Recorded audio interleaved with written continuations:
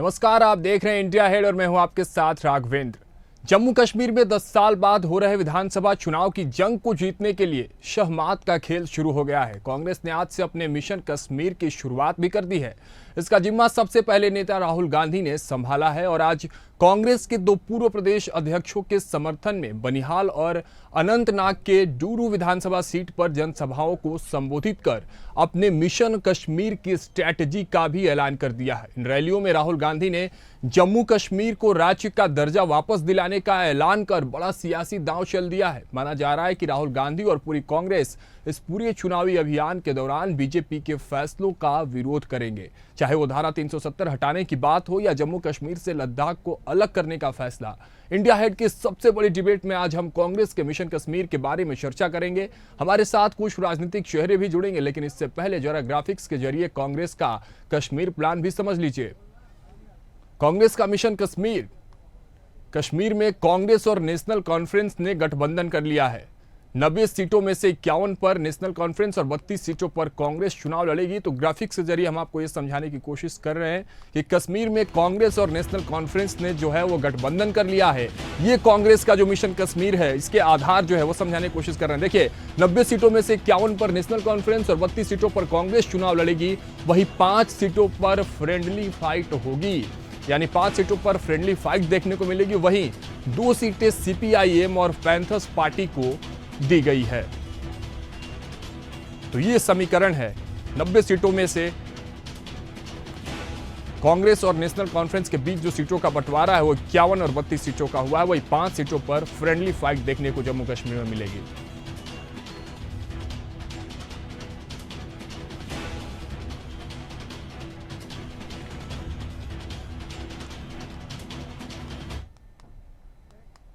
नब्बे सीटों वाले जम्मू कश्मीर में 3 चरणों में चुनाव होने हैं। प्रचार की शुरुआत आज से राहुल गांधी ने कर दी है। आज कश्मीर की 2 रैलियों को संबोधित करते हुए राहुल गांधी ने कश्मीरियों से कई वादे किए हैं। साथ ही प्रधानमंत्री नरेंद्र मोदी पर भी जमकर हमला बोला है। आपका सिर्फ स्टेट नहीं छीना गया, आपके अधिकार, आपका धन, सारा का सारा आपसे छीना जा रहा है। 1947 में हमने राजाओं को हटाकर लोकतांत्रिक सरकार बनाई, हमने देश को कॉन्स्टिट्यूशन दिया। आज जम्मू कश्मीर में राजा बैठा हुआ है, उसका नाम एलजी है मगर वो है राजा। और जो आपका धन है आपसे छीना जा रहा है, बाहर के लोगों को दिया जा रहा है। चाहे वो आपके कॉन्ट्रैक्ट्स हो, सारा का सारा फायदा बाहर के लोगों को मिल रहा है और जम्मू कश्मीर के लोगों से छीना जा रहा है। जो हमारे कश्मीर पंडित भाई हैं, आपको मैं कहना चाहता हूं, आपका बीजेपी ने सिर्फ फायदा उठाया है, इस्तेमाल किया आपका, आपकी मदद नहीं की है। हम आपके साथ खड़े हैं, आपके साथ कनेक्ट होना चाहते हैं। सरकार आएगी तो आपको एक साथ लेकर मिलाकर हम आगे बढ़ेंगे। आपने इस चुनाव में देखा होगा, पहले नरेंद्र मोदी जी छाती फैला के आते थे, अब नरेंद्र मोदी जी ऐसे आते हैं। पहले बड़े बड़े भाषण करते थे, इस बार पार्लियामेंट में घुसने से पहले उन्होंने अपने सिर पर कॉन्स्टिट्यूशन को रखा, फिर गए अंदर। हमने नरेंद्र मोदी को साइकोलॉजिकली उड़ा दिया है। तो क्या है कश्मीर जीतने के लिए कांग्रेस की प्लानिंग? कैसे राहुल इस चुनौती को पूरा करेंगे और कैसे कांग्रेस कश्मीर में बीजेपी को मात देने की प्लानिंग कर रही है? इन तमाम मुद्दों पर सवाल तो बनता है। चर्चा से पहले देश की जनता के कुछ सवाल हैं जो हम इंडिया हेड के जरिए आपके सामने रख रहे हैं। देखिए, इंडिया हेड के 2 सवाल है। क्या राहुल गांधी के वादे कश्मीर की जनता को लुभा पाएंगे? क्या राज्य की बहाली और धारा 370 लागू करने के ऐलान पर जनता भरोसा करेगी? क्या इंडिया गठबंधन और पीडीपी के सहारे कांग्रेस कश्मीर फतह कर पाएगी? ये बड़े सवाल हैं जो हम आपको स्क्रीन पर भी दिखा रहे हैं। जम्मू में कांग्रेस बीजेपी के गढ़ को कैसे भेदेगी? और क्या 2014 में 12 सीटें जीतने वाली कांग्रेस 2024 में सरकार बना पाएगी? तो ये महत्वपूर्ण सवाल समीकरण को लेकर बात करें या पार्टियों के उद्भव की बात करें। जिस तरह से एक सवाल ये कि जो 2014 का आखिरी चुनाव था, जिसके बाद अब 10 साल के बाद जम्मू कश्मीर में ये चुनाव देखने को मिल रहे हैं।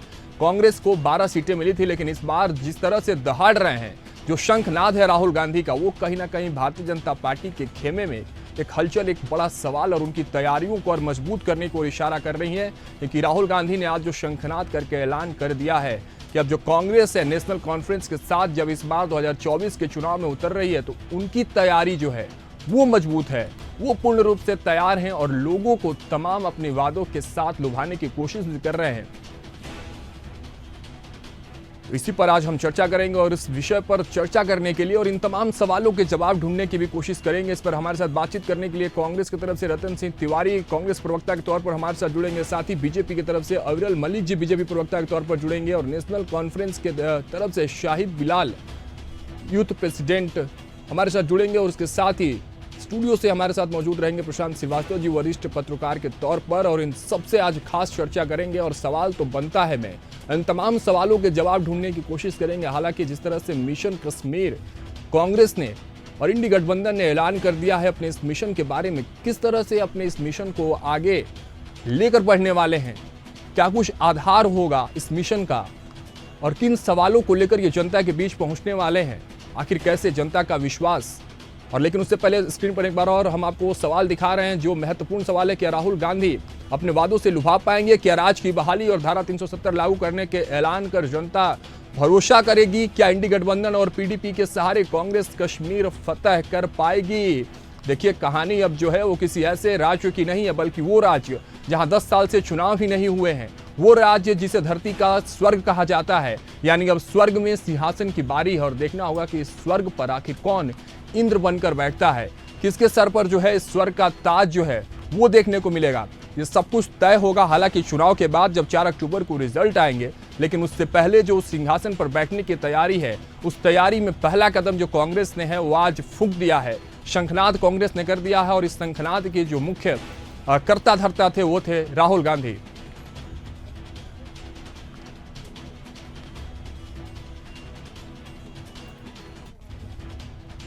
तो चलिए इस पर बातचीत शुरू करते हैं और हमारे साथ भारतीय जनता पार्टी से अविरल मलिक भारतीय जनता पार्टी के प्रवक्ता जुड़ चुके हैं, उसके साथ ही नेशनल कॉन्फ्रेंस से शाहिद बिलाल यूथ प्रेसिडेंट हमारे साथ जुड़ चुके हैं और प्रशांत श्रीवास्तव भी हमारे साथ जुड़ चुके हैं। आप सभी का बहुत बहुत स्वागत है इंडिया हाइट पर सर। पहले तो थैंक यू।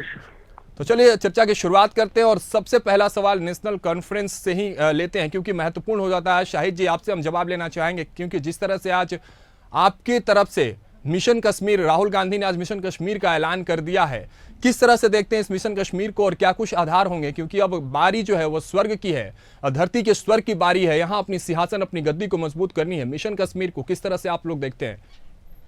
सबसे पहले मैं आपका शुक्रिया करता हूं कि आपने मुझे दोबारा फिर इस चैनल पे बुलाया। स्वागत है सर। आप कह रहे हैं कि आज राहुल जी ने बैनहाल में एक बड़े अवामी जलसे से जो खिताब किया था वो क्या है?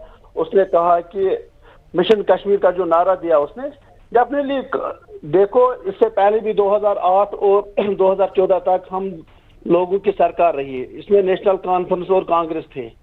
जो मुद्दे राहुल गांधी ने आज किया कि बोला कि राज्य का दर्जा बहाल करेंगे हम, डेफिनेटली इलेक्शन के बाद हम चाहते हैं कि जम्मू कश्मीर एक विशेष राज्य के तौर तरीके से निकले, क्योंकि जिस तरीके से ये पहली बार हुआ है, राहुल जी ने ये कहा कि मैंने यूटी को स्टेट देखते हुए देखा, उसने अरुणाचल प्रदेश की जिक्र की और उसने आंध्रा की बात की। उसने कहा कि आंध्रा को हमने 2 स्टेटों में तब्दील किया लेकिन हमने वहां पे यूटी नहीं बनाई।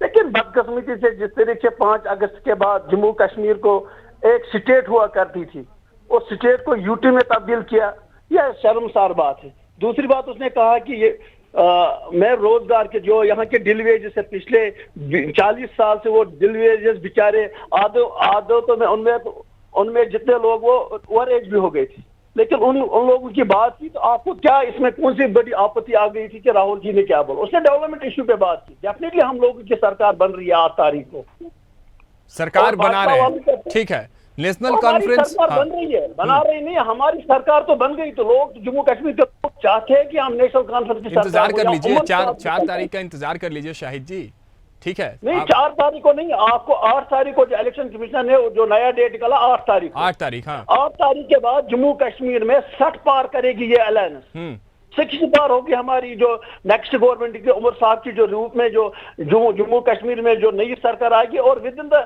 90 डे हम चाहते हैं कि with in the 90 day Jammu Kashmir का जो रियासत का दर्जा वो बहाल हो जाए। ठीक है शाहिद जी, चलिए चलते हैं अविरल मलिक जी के पास। अविरल जी देखिए, ऐलान हो चुका है, शाहिद जी कह रहे हैं कि अब जो मिशन कश्मीर है उस आधार पर अब जम्मू कश्मीर की जो शासन व्यवस्था की जो इमारत है वो नेशनल कॉन्फ्रेंस और कांग्रेस एक साथ मिलकर गढ़ने वाली है। अविरल मलिक जी, आपकी प्रतिक्रिया इस पर चाहेंगे। जी देखिए, ये लंबा चौड़ा इन्होंने भाषण दिया, लंबा चौड़ा वक्तव्य इनके द्वारा दिया गया इस विषय पर। मैं चाहूंगा इस विषय पर मलिक जी की आवाज थोड़ी उठाइएगा, आवाज कम आ रही है। मलिक जी की आवाज उठाइएगा। जी मलिक जी। जी मेरी स्पष्ट आवाज आ रही है आपको? जी जी स्पष्ट आ रही है। आप अपनी बात जारी रखें। जी देखिए, जहाँ तक बात है भारतीय जनता पार्टी की, हमारा स्टैंड बिल्कुल क्लियर है कि हम जनहित में कार्य करते हैं और करना चाहते हैं। और जिस प्रकार से इनके द्वारा आरोप लगाए जा रहे हैं ये बिल्कुल गलत है, बिल्कुल बेबुनियाद है, तथ्यों से परे हैं। और जिस प्रकार से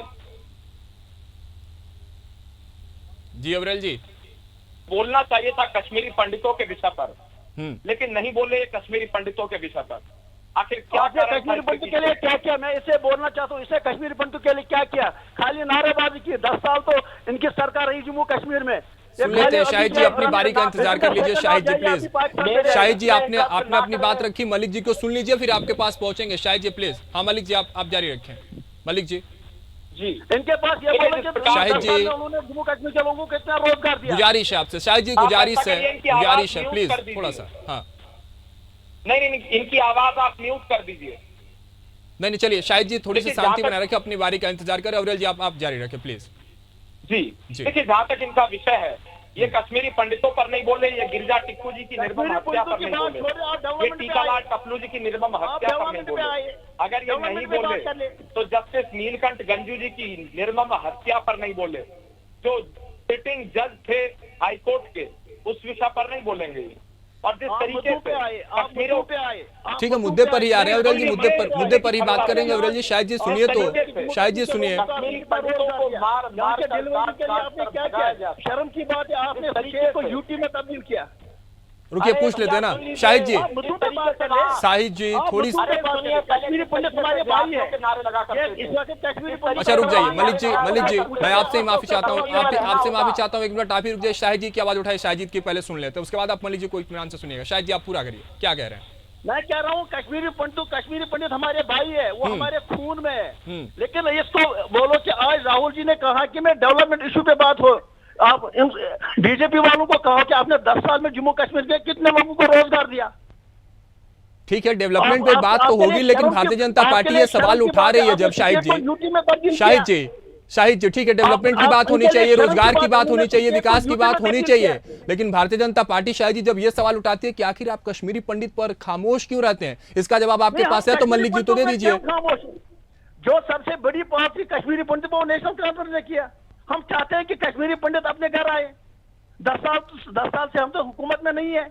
हमने जितना कश्मीरी पंडितों के लिए किया उतना तो किसी ने नहीं किया। भाजपा वालों ने कश्मीरी पंडितों के लिए क्या किया? पूछ लेते हैं ना, अगर आप थोड़ी सी शांतिपूर्ण व्यवस्था बना ले तो अविरल जी से इसका जवाब ले लेंगे हम लोग। अपने इलाके में रहे। ठीक है शाहिद जी। अविरल जी अब आपके पास पूरा सवाल है और आपका पूरा वक्त है, आप इत्मीनान से जवाब दीजिए इसका। शाहिद जी सुन लीजिए। पूरे तरीके से जम्मू कश्मीर के लोगों के लिए उन्होंने क्या किया? ठीक है, रोजगार के लिए बात नहीं कर रहे। सुन तो लीजिए कि क्या किया भारतीय जनता पार्टी ने, बता रहे हैं अविरल जी। सुन लीजिए शाहिद जी को जरा सा खामोश रखिएगा। अविरल जी आप अपनी बात पूरी रखिए। सवाल ये है कि क्या किया भारतीय जनता पार्टी ने कश्मीर के लिए, एक बड़ा सवाल है, जवाब दीजिए, जनता देख रही है सब कुछ। जी देखिए, जहाँ तक कश्मीरी पंडितों की बात है और कश्मीर के नौजवानों की बात है, और जहाँ तक बात है कश्मीर के विकास की, तो निश्चित रूप से केंद्र सरकार के द्वारा हर प्रयास किया गया और हर प्रकार से जिस तरीके से कार्य किया जा रहा है वो सबको नजर आ रहा है। जिस तरीके से कश्मीरी पंडितों की सुरक्षा की बात हो या फिर कश्मीर में जिस तरीके से, मेरी आवाज आ रही है आप तक? जी बिल्कुल अविरल जी, साफ तौर पर आ रही है, आप अपनी बात जारी रखें। देखिए, जिस तरीके से पहले नौजवानों के हाथों में पत्थर हुआ करते थे, आज उन्हीं नौजवानों के, युवाओं के हाथ में लैपटॉप है। ये परिवर्तन आया है। कश्मीर में आज शांति है। आतंकवाद पर कड़ा प्रहार हो रहा है। आतंकवादियों पर, जिहादियों पर कड़ी कार्रवाई की जा रही है। किसी को नहीं बख्शा जा रहा है। शांति के लिए कार्य किया जा रहा है। हम शांति के मार्ग पर कश्मीर को ले जा रहे हैं। इसीलिए ये लोग बौखलाए हुए हैं, इसीलिए ये जनता को बरगला रहे हैं। ये जस्टिस नीलकंठ गंजू जी के विषय पर नहीं बोले, इन्होंने भाषण तो दिया लेकिन नहीं बोले ये गिरिजा टिक्कू जी के विषय पर। आखिर क्यों नहीं बोलते? इसके पीछे क्या कारण है? क्यों नहीं बोलते हैं ये इन विषयों पर? कश्मीरी पंडितों को जिस तरीके से वहां से मारकर भगाया गया और नारे लगा करते थे मस्जिद से, स्पष्ट रूप से हर ठीक जगह है से वहां अविरल नारे जी, आपके लगा पास करते पुनः थे। पहुंचते हैं, लेकिन शाहिद जी का ये आखिरी जवाब ले लेते हैं, क्योंकि शाहिद जी देखिए, जवाब तो भारतीय जनता पार्टी की तरफ से अविरल जी ने दे दिया। इस पर भी अगर आपके कुछ सवाल हैं तो आप पूछिए, क्योंकि हम भी आज सवाल तो बनता में है, इन तमाम सवालों के जवाब लेने के लिए हैं आप सबके समक्ष, आप सबको एक साथ लेकर आए। शाहिद जी, तमाम आरोप उनके भी हैं कि आपने क्या किया, आपके भी आरोप है आपने क्या किया। अब आप ये बताइए कि इस चुनाव के बाद जो आप तैयारी कर रहे हैं उसके बाद की आपकी क्या प्लानिंग है, आप क्या करने वाले हैं, क्योंकि ये महत्वपूर्ण होगा जनता के लिए। शाहिद जी, मैं आपसे इतना कहना चाहता हूँ, जम्मू कश्मीर में 8 तारीख के बाद जम्मू कश्मीर नेशनल कॉन्फ्रेंस गठबंधन की सरकार बन रही है। 60 पार हमारा होगा। आप देखिए 90 दिन में हमने मैनिफेस्टो लाए। बीजेपी वाले अभी मैनिफेस्टो नहीं ला सकते। खाली इनके दिन में 3 परिवार, ये तो हम पिछले 10 साल से सुनते रहे। उन्होंने क्या किया 3 परिवारों के लिए? ये जमहूरी तरीके से हम लोगों को नहीं हरा सकते हैं। ये अब कुछ नए तरीके से जम्मू कश्मीर के लोगों को बलका रहा है। यहाँ कोई राजकुमारी वाले लोगों को अब उसमें भी ये लोग अब इंजीनियर रशीद के ऐसे भी भाजपा के जो स्पॉन्सर लोग हैं उनको भी अब इलेक्शन के लिए तैयारी करें। जमहूरी तरीके से ये हम लोगों को हरा नहीं सके। ठीक है, बात मैं इनको कह रहा हूँ, आपने 10 साल में लोगों के लिए क्या किया? कितना रोजगार दिया जम्मू कश्मीर के लोगों को आपने? मैं इनसे भाजपा वालों से कहना चाहता हूं, आपने कितने लाख लोगों को हमें रोजगार दिया? लेंगे तमाम सवालों के जवाब भी लेंगे उनसे, लेकिन ठीक है शाहिद जी, आपका बहुत बहुत धन्यवाद हमारे साथ जुड़े रहने के लिए। तो चलिए, नेशनल कॉन्फ्रेंस से शाहिद बिलाल जी जुड़े थे, जो अपनी बात नेशनल कॉन्फ्रेंस के तौर पर और इंडी गठबंधन के तौर पर कर रहे थे। हमारे साथ प्रशांत श्रीवास्तव जी वरिष्ठ पत्रकार के तौर पर जुड़े हुए। प्रशांत जी, आपका रुख करना चाहेंगे और समझना चाहेंगे। देखिए, आपने नेशनल कॉन्फ्रेंस के नेता को सुना, आपने भारतीय जनता पार्टी के भी प्रवक्ता को आप सुन रहे थे।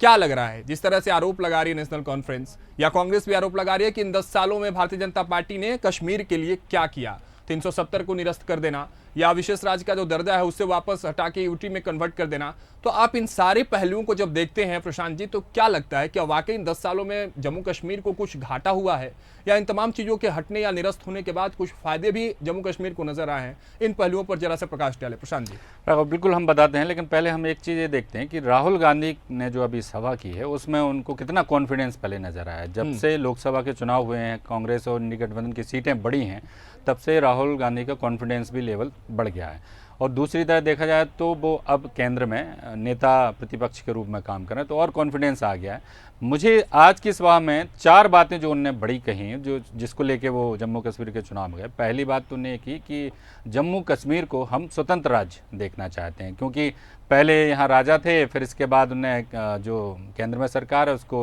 केंद्र शासित प्रदेश बना दिया। अब हमारी सरकार आएगी तो हम उसको स्वतंत्र राज्य का दर्जा देंगे।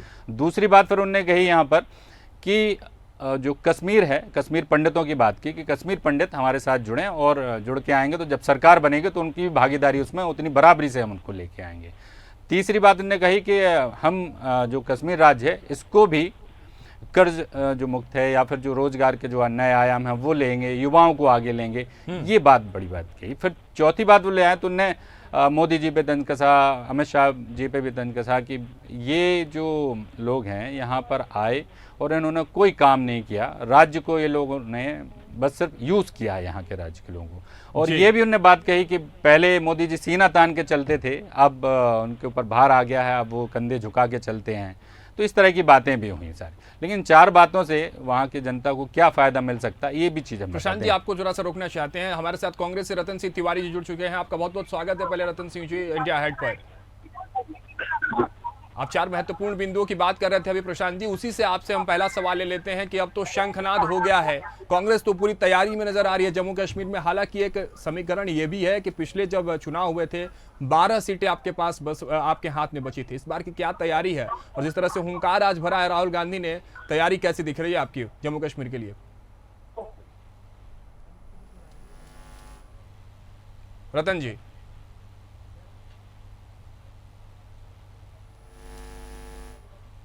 रतन जी के पास हम पुनः पहुंचने की कोशिश करेंगे, लेकिन प्रशांत जी अब आपसे चाहते हैं कि हमने जहां आपको रोका था आप वहीं से शुरू करके अपने जवाब को पूरा कर लीजिए। प्रशांत जी। बिल्कुल राघवन जी, तो मैं यही बता रहा था कि ये जो अभी इन सभाएं की, जो वहाँ की जनता को जिस तरह से उन्होंने अपनी ओर आकर्षित करने की बात की, बहुत सारे मुद्दों पे बात हुई। और पिछले 10 साल की भी हम बात कर लें तो पिछले 10 साल में जैसे जब बीजेपी की सरकार है, केंद्र में सरकार है, वहाँ से सारी चीज़ें, तो केंद्र से 370 धारा हटा देना, ये सारी चीज़ें हुई, बहुत सारे पहलुओं पर बात हुई। कश्मीर में झंडे फहराने वाली बातें हुई कि अब हम खुलेआम घूम सकते हैं।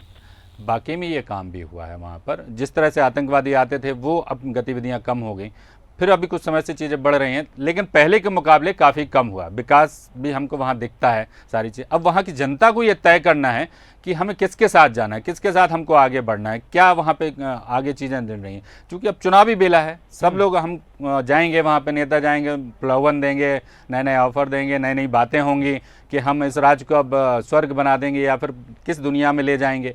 लेकिन इतने समय हो गया, उस समय के दौरान किसने क्या किया, वहाँ की जनता आकलन करेगी और जनता फिर उस पर वोट करेगी। ये तय होगा कि सरकार को हमें चुनना है, कौन हमारे लिए बेहतर काम कर सकता है, कौन बेहतर काम नहीं करता है, ये तो आगे वाला समय तय करेगा। लेकिन आज की परिस्थितियों में देखा जाए तो कुछ बदलाव तो पहले की अपेक्षा हुए हैं जम्मू कश्मीर में, जो हम चीज़ें देखते हैं। पहले लोग बहुत वहाँ जाने से डरते थे या काम करने से चीज़ें रुकती थीं। हम पंडितों की बात कर लें या फिर और समुदायों की बात कर लें तो वो चीज़ें अभी थोड़ी सी खुली हैं, लोगों का आपस में कनेक्टिविटी भी बढ़ी है। तो इन चीज़ों को हमको देखना ये कह रहे हैं कि इन 10 सालों में विकास भी हुआ है, हालांकि थोड़ा बहुत नुकसान भी जम्मू कश्मीर को देखने को मिला। लेकिन ठीक है, फिर से हमारे साथ कांग्रेस प्रवक्ता रतन तिवारी जुड़ चुके हैं। रतन जी, आपका रुख करते हैं और आप ही से समझना चाहते हैं, जिस तरह से आज हुंकार राहुल गांधी ने जम्मू कश्मीर में भर दिया, जो शंखनाद हो गया है, तैयारी कितनी है आपकी? क्योंकि अभी आपसे जुड़ने से पहले अव्वल मलिक जी भी लगातार आप पर आरोप लगा रहे थे, उस पर भी जवाब आप चाहेंगे कि कश्मीरी पंडितों के लिए आखिर आप लोग क्या सोचते हैं, उस पर जवाब क्यों नहीं देते हैं? रतन जी देखिए, पंडितों की अगर बात करते हैं तो राहुल गांधी जी का बहुत पुराना रिश्ता रहा है काश्मीर, और पंडितों को टारगेट किलिंग की बात हो रही है, लगातार आतंकवादी घटनाएं हो रही है, लगातार वहाँ पे चुन चुन के लोगों को मारा जा रहा है और आतंकवादी घटनाएं, तो कहीं न कहीं ये जो वहाँ पे केंद्रीय पर रखे गए हैं, जो राज्य शासन लगा हुआ, कहीं न कहीं हम सही तरीके से काबू नहीं कर पाते। एक चाला बहन की बात करते थे, नोटबंदी करेंगे तो हम आतंकवादी घटनाएं खत्म हो जाएगी। तो आप ध्यान रखिए, 10 साल के बाद चुनाव होने जा रहा है, कांग्रेस पार्टी की सरकार करने जा रही है और सरकार करने के बाद आपको परिवर्तन देखने को मिलेगा और जम्मू कश्मीर में शांति, अमन, चैन देखने को मिलेगा। चलिए ठीक है, अव्वल जी आपका रुख करना चाहते हैं। देखिए, इंडिया गठबंधन, इंडी गठबंधन जो है, इससे लोकसभा चुनाव में तो भारतीय जनता पार्टी को काफी प्रभाव किया है और इस बार फिर यही गठबंधन जम्मू कश्मीर के विधानसभा चुनाव में है। तो कैसा महसूस कर रहे हैं? और भारतीय जनता पार्टी की जो प्लानिंग है, मिशन, जिस तरह से आज राहुल गांधी ने मिशन कश्मीर की अपनी तैयारी और उसकी जो अवधारणा वो पूरी रख दी पूरे देश के पटल पर, भारतीय जनता पार्टी की क्या तैयारी है? क्या पिछले चुनाव से कुछ सीख लेकर जम्मू कश्मीर में चुनाव इस इंडी गठबंधन के खिलाफ लड़ने की तैयारी है बीजेपी की? क्या कुछ चल रहा है आपके अंदर, अव्वल जी?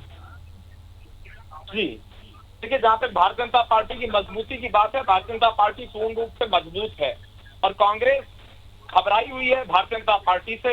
ये नेशनल कॉन्फ्रेंस के लोग घबराए हुए हैं भारतीय जनता पार्टी से। और जिस तरीके से चाहे किसी भी क्षेत्र की बात कर ली जाए, चाहे श्रीनगर की बात की जाए, चाहे किसी भी क्षेत्र की बात कर ली जाए कश्मीर के, तो बिल्कुल स्पष्ट है वहां एक प्रकार से लहर है भारतीय जनता पार्टी की और वो देखने को मिल रही है, प्राप्त हो रही है। और जनता स्पष्ट रूप से जिस तरीके से हर क्षेत्र में, वो जम्मू की बात कर ली जाए, चाहे रियासी की बात की जाए, हर क्षेत्र में भारतीय जनता पार्टी के पक्ष में जनता है और वो सबको नजर आ रहा है। तमाम क्षेत्रों का मैंने दौरा किया, शोपियां की आप बात कर लीजिए, अनेकों जिलों की आप बात कर लीजिए, अनेकों क्षेत्रों की आप वहां की बात कर लीजिए, तो जमीनी स्तर पर भारतीय जनता पार्टी के पक्ष में एक प्रकार से लहर चल रही है। नरेंद्र मोदी जी के नाम पर जिस प्रकार से जनता प्रसन्न है वो सबको नजर आ रहा है, इसीलिए विपक्ष के लोग घबराए। अव्वल जी घबराहट की जब आप बात करते हैं तो भारतीय जनता पार्टी के भीतर भी वो घबराहट देखने को मिलती है, जिस तरह से लगातार अपने ही आप निर्णयों को बैकफुट पर लेकर चले जाते हैं और ये जवाब जो है, ये जो घबराहट है वो कहीं ना कहीं गठबंधन जो विपक्ष है उसके तरफ से ये देखने को मिलता है कि वो आपके निर्णयों पर सवाल उठाती है। अब तो जम्मू कश्मीर का जब ये मामला और जो विधानसभा चुनाव जो सामने नजर आ रहा है, तो साफ तौर पर कह रहे हैं कि आपने जो 370 निरस्त किया था उसको भी बहाल कर देंगे।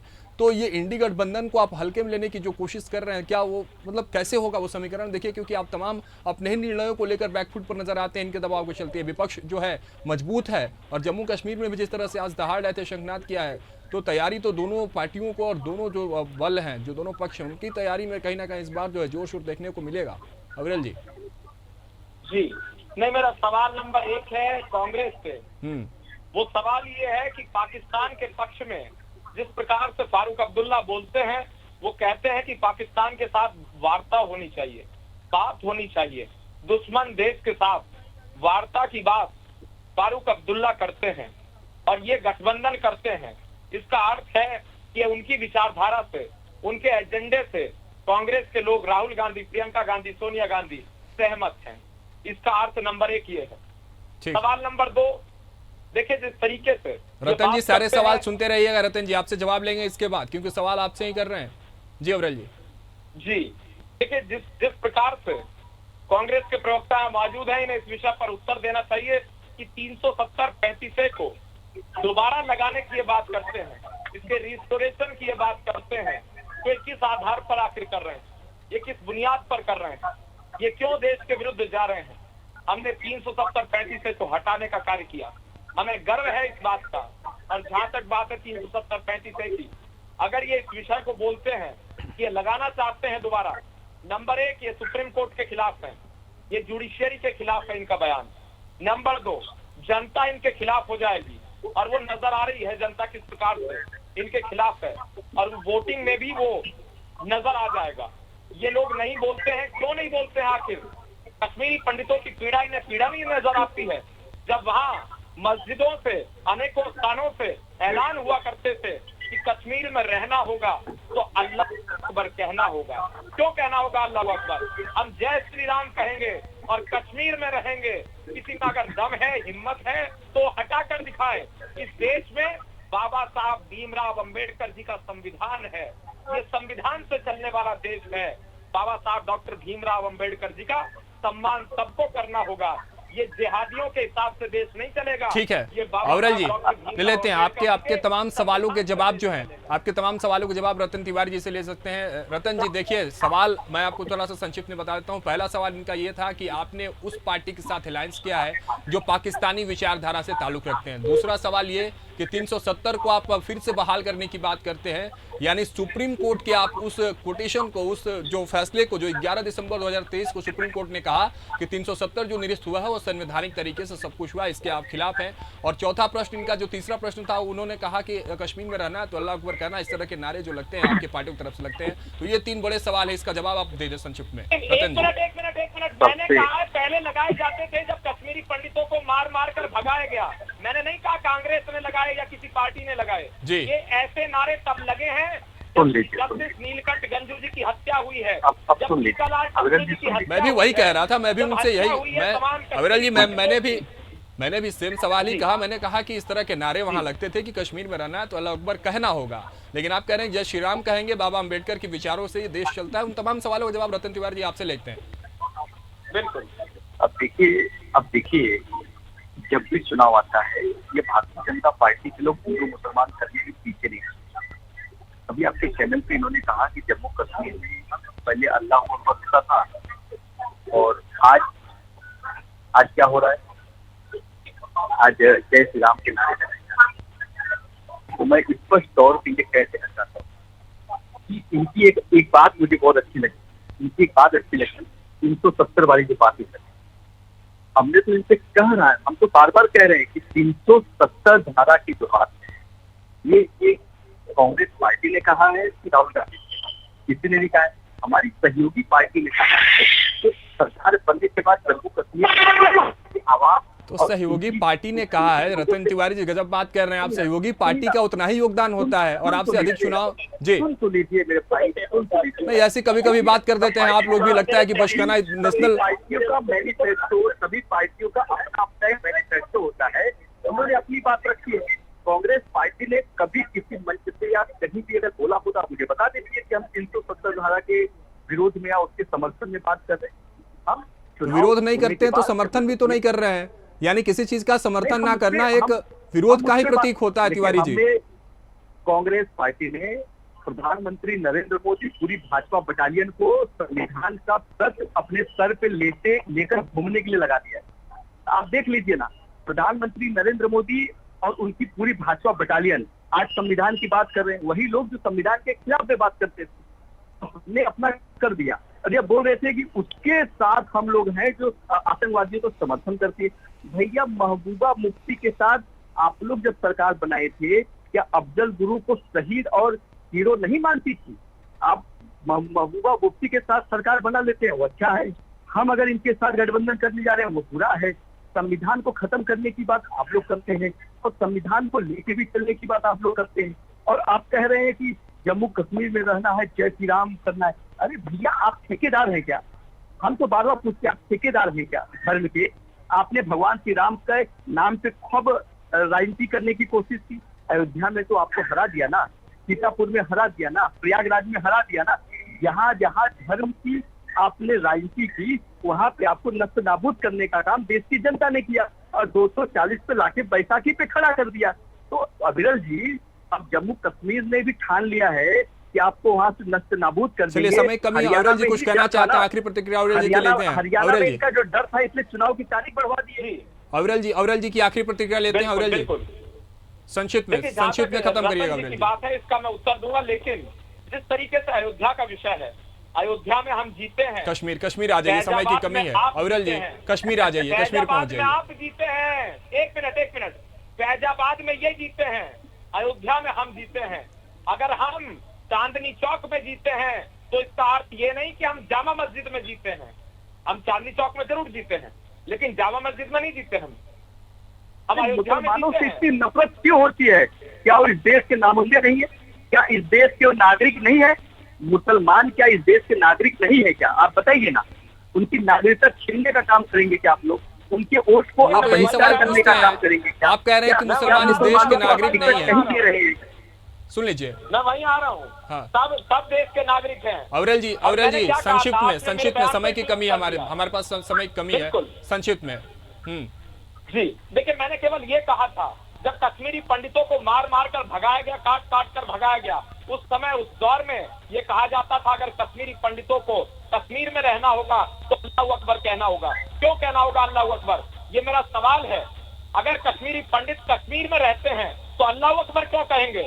कश्मीरी पंडित अगर कश्मीर में रहेंगे तो जय श्री राम कहेंगे, क्योंकि हमें अधिकार है जय श्री राम बोलने का। मैं जय श्री राम बोलूंगा। ठीक है, आपकी इसी प्रतिक्रिया के साथ इस चर्चा को हम यही समाप्त करते हैं। रतन तिवारी जी, आपका बहुत बहुत धन्यवाद हमारे साथ जुड़ने के लिए। अविरल मलिक जी, आपका बहुत बहुत धन्यवाद जुड़ने के लिए। और हमारे साथ जुड़े थे स्टूडियो से प्रशांत श्रीवास्तव जी, आपका बहुत बहुत धन्यवाद हमारे साथ जुड़ने के लिए। तो देखिए, सवाल आज ये था कि जिस तरह से हुंकार भर दिए कांग्रेस ने आज जम्मू कश्मीर में, उस पर लगातार अब उसके विपक्षी पार्टियों का क्या कुछ रुख होने वाला है।